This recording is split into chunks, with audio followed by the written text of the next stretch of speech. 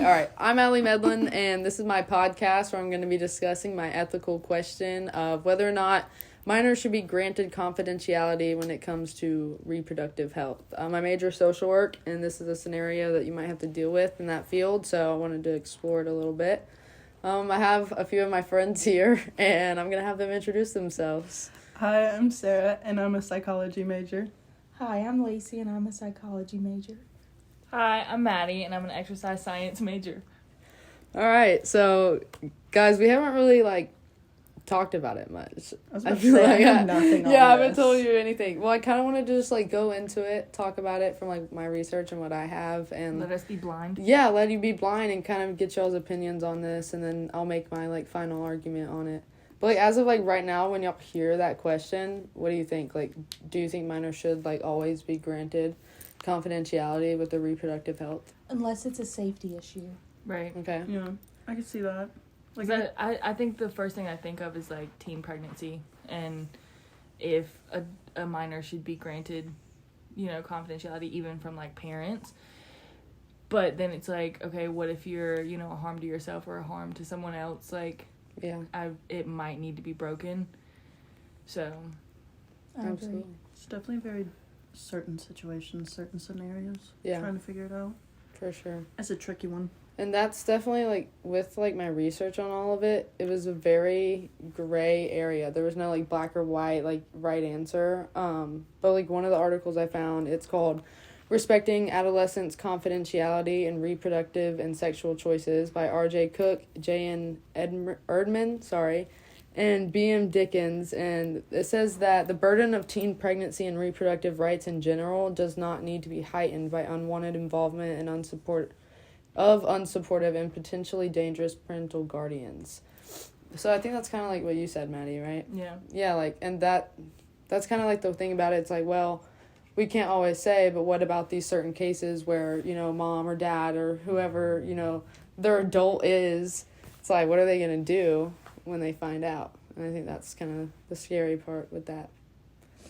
So I also feel even if it is with teen pregnancy, a lot of times the parent or legal guardian's reaction will push harm onto the minor more than being pregnant ever could. Right. And I know a lot of kids from my high school and stuff, they had pregnancy scares and they told teachers before they ever would tell their parents, because obviously there's a big stigma on that. But absolutely. Yeah. So I don't know. What do you guys think, about, Lacey, Sarah, about the, I don't know, fear of, the parental kind of reaction? I don't know. I feel in a sense, I don't know. I think that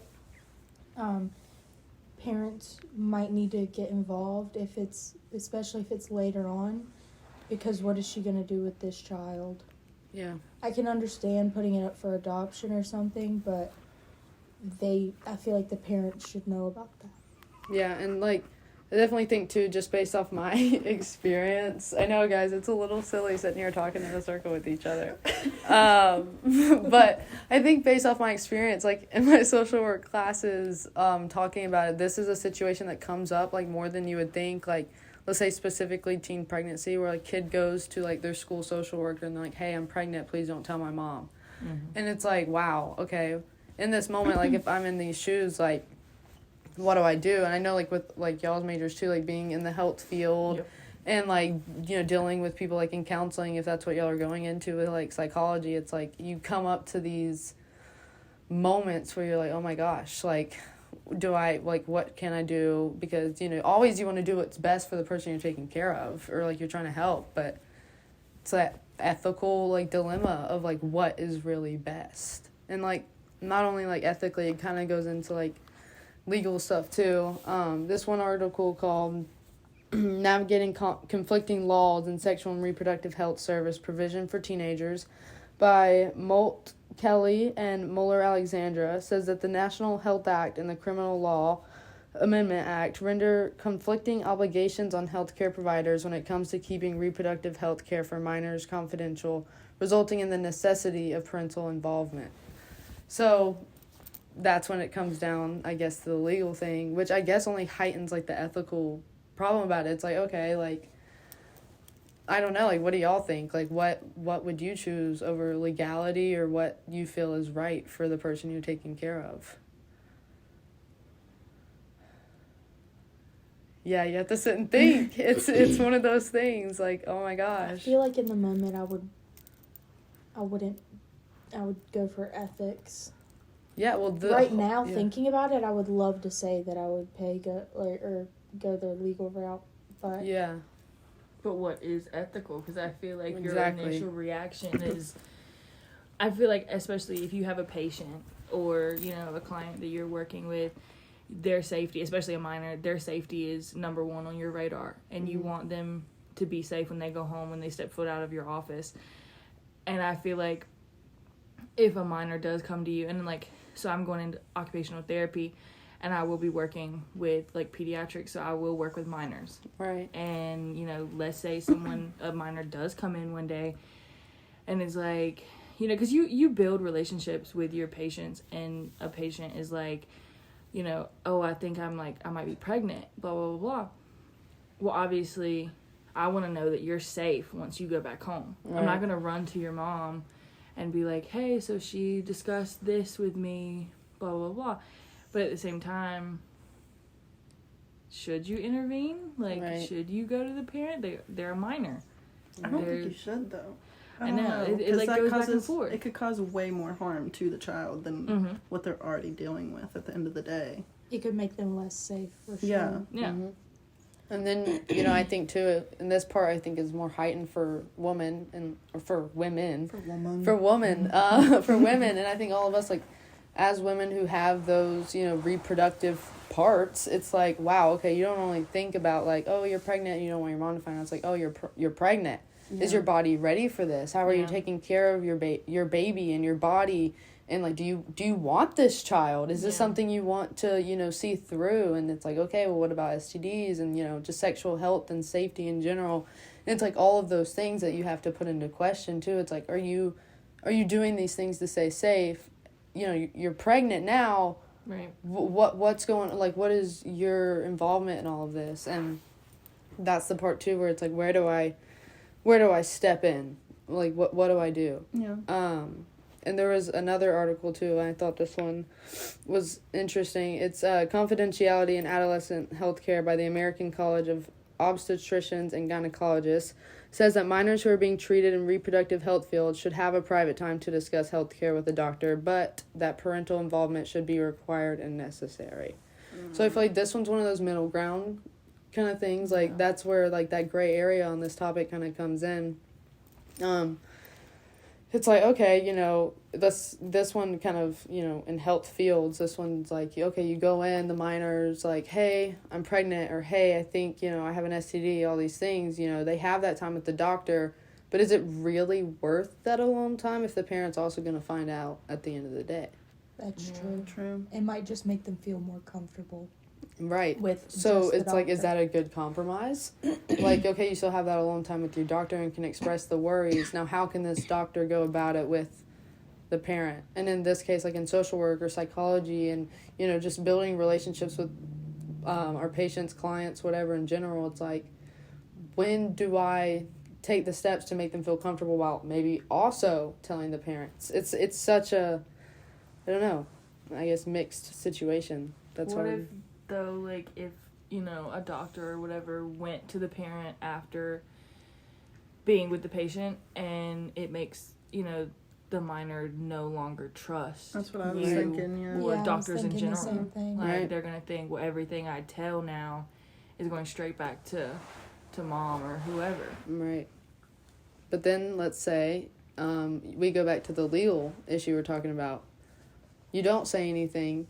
Yeah. The kid, you know, that's pregnant gets so like far into this pregnancy, has a miscarriage, ectopic pregnancy, you know, something really bad happens and the child is hurt, you know, family's hurt, child is dead. Like, you never know, like, what's going to happen. Even an STD that got out of hand, things can happen.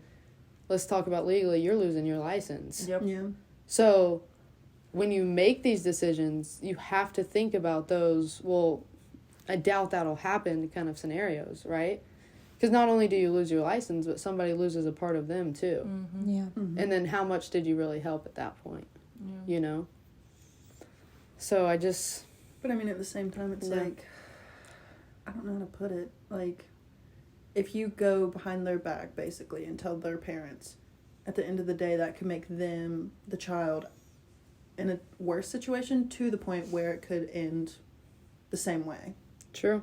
Either way, it's a rough It's a situation. very rough situation.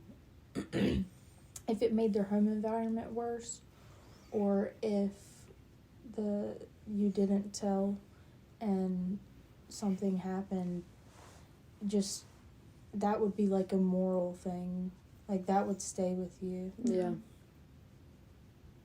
I think, yeah, there could be some kind of moral impact on yourself and either route you take, which is one of those, I don't know. But also at the Very same moments. time, all of our careers, we're going to have those moral Yep. Exactly. problems. You're gonna Any face career, it. honestly, you're going to face Right. moral issues. Right. Many ethical questions. Mm-hmm. So, you know, I asked you guys, I guess, at the beginning of, like, our conversation, too, like, what would your initial instinct be? And I know you guys were all like, well, the safety is really, like, the Mhm. concerning factor. As long as they're safe, I'll, you know, keep quiet. But, like, Yeah. looking at it now and all of the different pieces, you know, the legal issues, the, you know, your career, the child's well-being on all ends of the spectrum, like, do you think your opinion on it has changed in any way?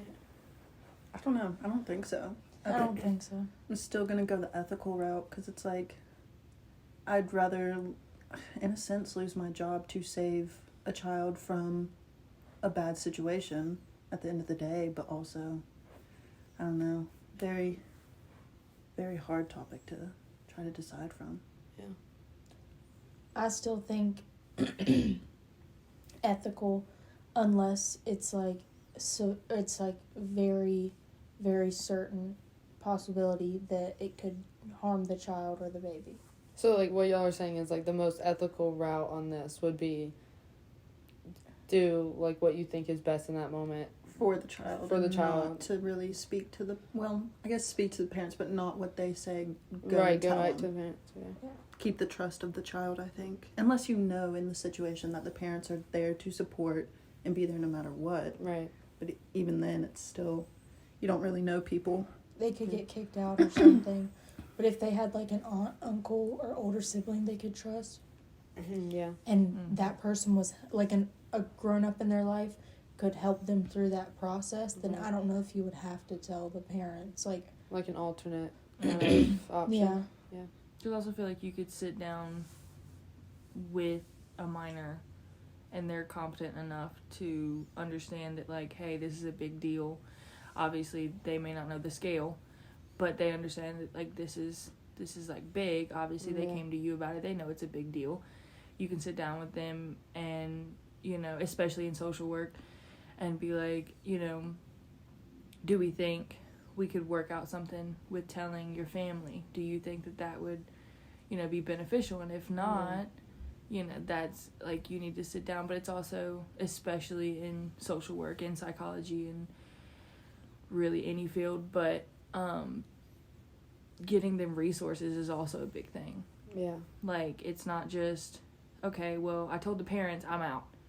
It's also like, hey, what can I do to make sure that they're safe?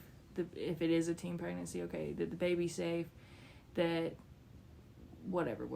Right. So, I don't think my opinion changed, though. I think it would just be base by base, but Right. definitely try to have a conversation, get resources for the minor before I make any big steps.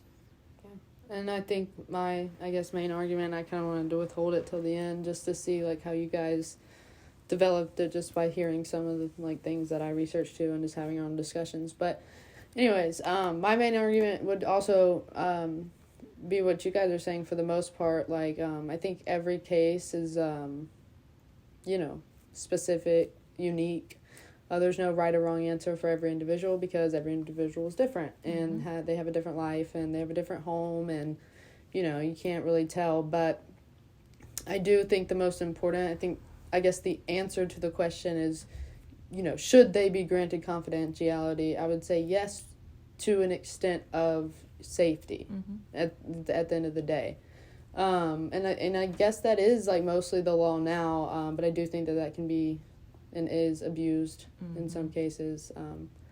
And I do think maybe you could make a plan with that individual too on how are we going to do this, because eventually if pregnancy is the topic at hand, right, people are going to find out, True.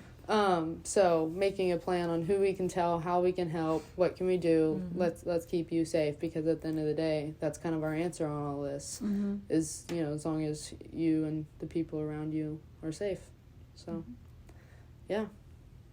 Okay, cool, guys. That was fun. Children's Yay! safety. Yeah, Children's awesome. safety. Thanks for doing the podcast with me. No Of course. problem.